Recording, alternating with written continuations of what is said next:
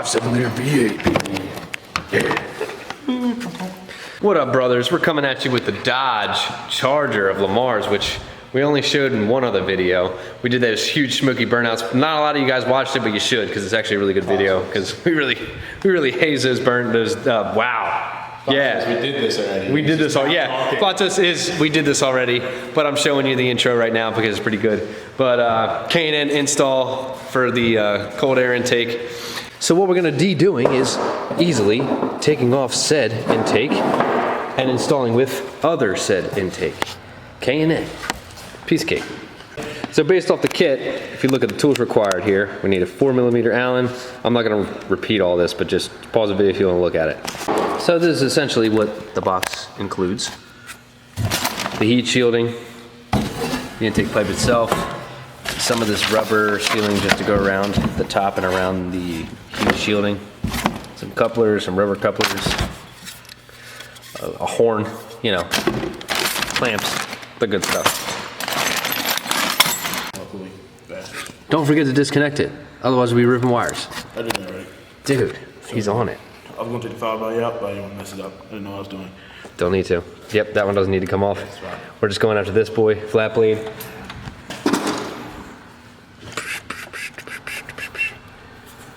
I was already replacing my coolant sensor or whatever, and I was being a dick, so I didn't know what the fuck I was doing. So I took this off, you know, the hose pump where the fucking thermometer is. The thermostat is, yeah. And I fucking, I dropped my grandma's tongs down there. And then she did try to make chicken that week, but it didn't work out. I mean, it worked out, we just used a fork. I got burned. Oh, there goes the screwdriver. Maybe I'll find the tongs down there. No, the tongs are wrong. Oh, you can stick your hand down. Stick your hand down there, buddy. There it is. Digging deep. Oh, there it is. And then just don't forget about this hose over here. Yeah. Easy way to take them off is twist them first to make sure they're loose. And wiggle them right off. And then we just got to take the whole box out, which is held on by 10mm here. So we just got these 8mm, clarification, not 10s, 8s here. So that is the only thing holding this on. That is bullshit. That's cheap. Kind of what I thought too. Yeah. I figured it would be, oh, and there's the other one that it wasn't in there tight, but it actually has this plunger kind of thing. It's a rubber grommet that goes on here. Oh. And it kind of sticks in there, but I don't think it was in there right by the way it looked like it was kind of just sitting on it. That's kind of loose. So that sucks. So we got to take out the sensor out of the old one so that we can insert the new one. It simply twists out of the bong. So there's a little tab there that was there, but the point being is that little ramp actually keeps this sensor from actually coming out, so you got to push the tab above that. We were trying to pull on it and push it, didn't really want to work, so it ended up falling off and breaking, but no big deal. But now you can just twist the sensor and then it pull it right out. And it's got a little O-ring on it to seal it up.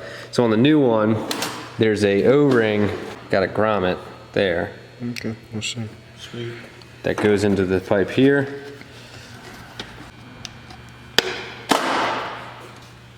This is blowing that O-ring out. Oh, I see what you're talking about. I don't think it's necessary. So what Jake's doing is he took that O-ring off because it kept rolling and it won't properly seal that way. So you take the O-ring off the sensor and then install it into the rubber grommet and just spin it whatever direction you need for the plug to sit nice and right.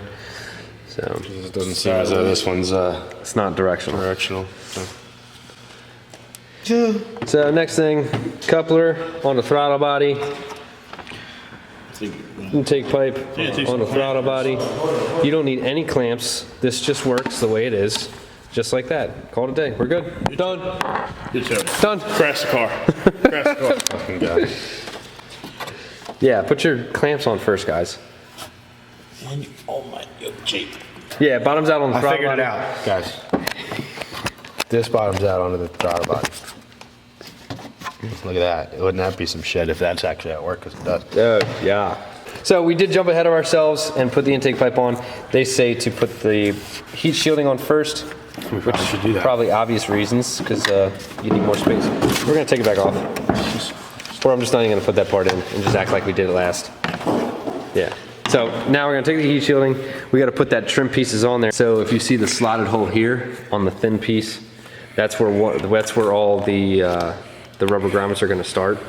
They just don't wrap around that corner. So he's just gonna get after it and keep pushing this on there. This other one starts right here. And the only thing they got replaced on was a water pump. 1,000,000 miles of water pump. 1,000,000 miles. Obviously brakes and tires, but Yeah. we were just talking about cars with the most mileage on them, and right now it's a Volvo. He was just talking about with how many? 300 and 3 million. 3 million. A little over 3 million or something like that. crazy.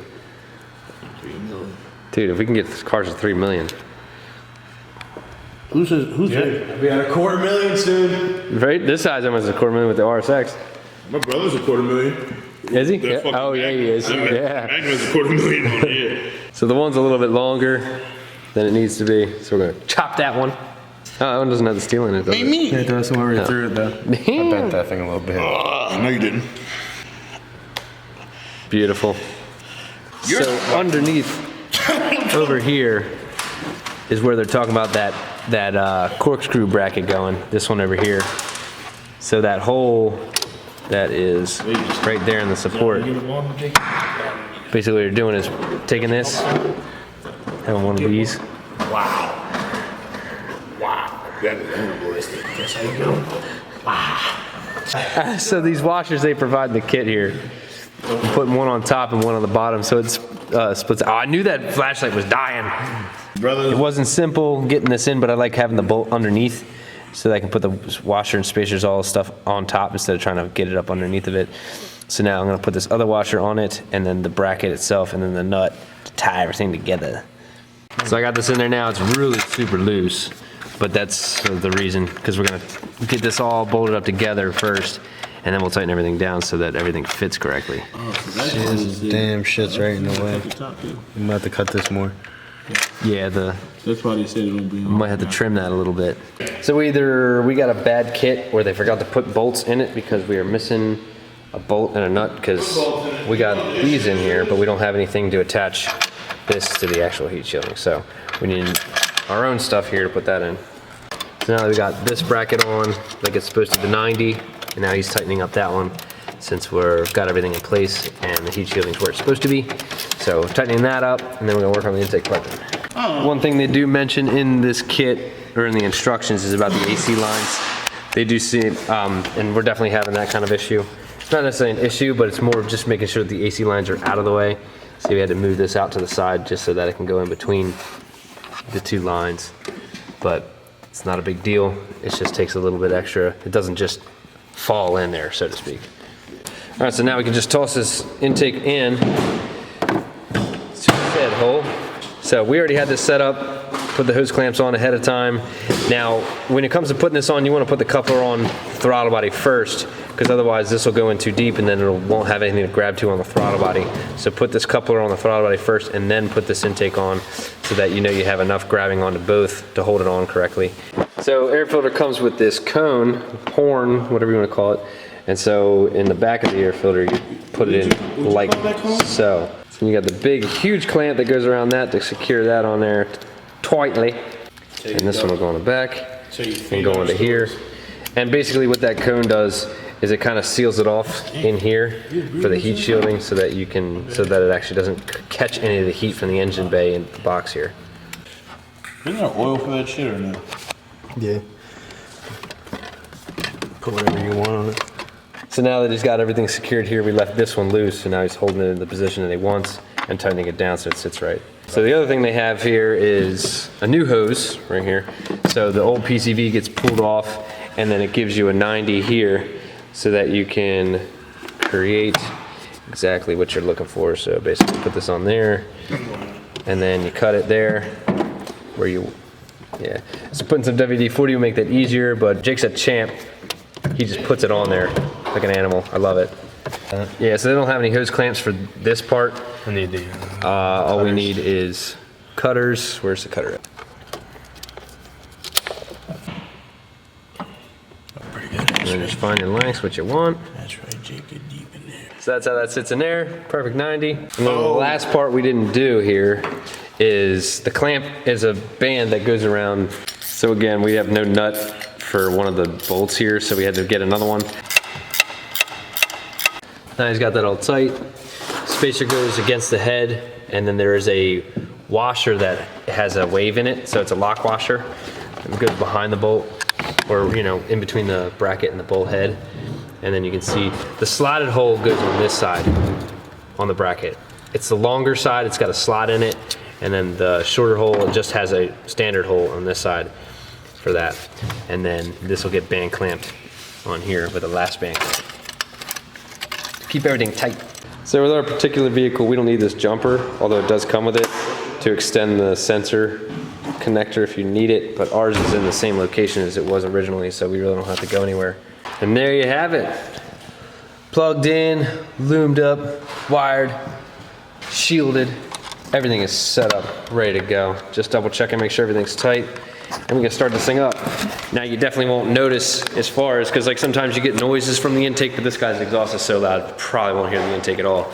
But it is on the details. This thing is supposed to make some extra horsepower.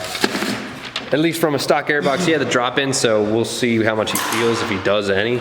But even from the stock airbox, these are the dyno sheets that comes with the kit. You can see, they're advertising 11 horsepower and 14 foot-pounds of torque, which they're showing this as engine dyno, or a chassis dyno. It's not an engine dyno. So I mean, if that's wheel horsepower, that's actually really good numbers for wheel horsepower to gain from just intake. Now obviously you gotta spend a couple bucks to get that, but that's not bad.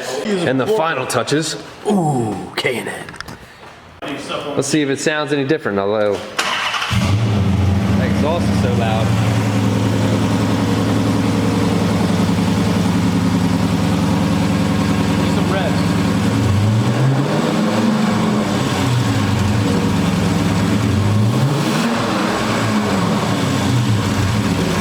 I hear the kitty cats out back, but can't hear. Oh, there it is. There it was.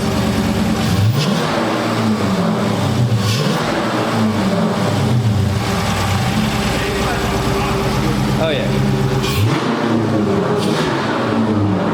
This thing sounds so good.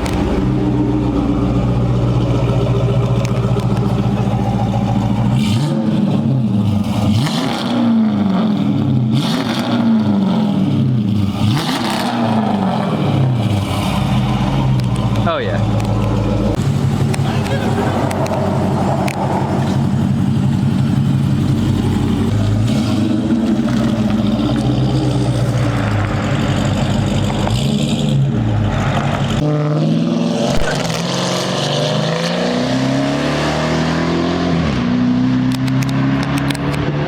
Mid-range.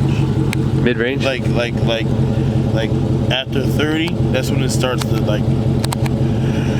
Yeah, it starts to really breathe in. Yeah, that shit's crazy. But at like 110, it just starts going a little bit more too. Yeah. Yeah.